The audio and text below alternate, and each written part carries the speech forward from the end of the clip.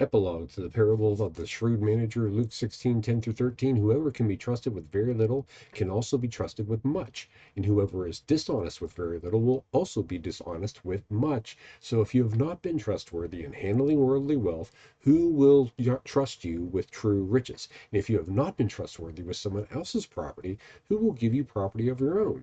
No one can serve two masters. Either you will hate the one and love the other, or you will be devoted to the one and despise the other. You cannot serve both God and money. I'm calling this the epilogue to the shrewd manager, but I'm not entirely sure. What we're reading here, it looks like we had this parable yesterday where we learned that money is useful to buy friends, and then we've got these two teachings.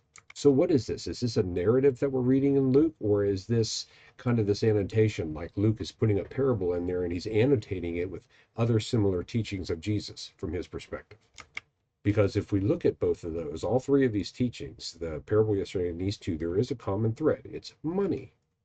But Luke seems to do this more than the other gospel writers I've noticed. He does tend to kind of hang these things together, and it's not always clear what the meaning is.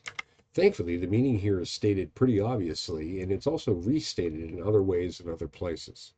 Success is noticed, assets and opportunities flow to where success is, and failure is a desert. And the implications of that teaching is that this is not only in the worldly realm, this is also in the spiritual realm, for reasons noted here.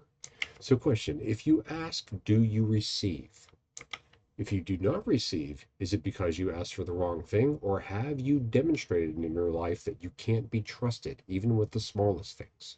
This question is more important than we might reckon it, because when you consider the danger of what happens when you are trusted with things, you will then have to choose who you will serve, God or your pumpkins.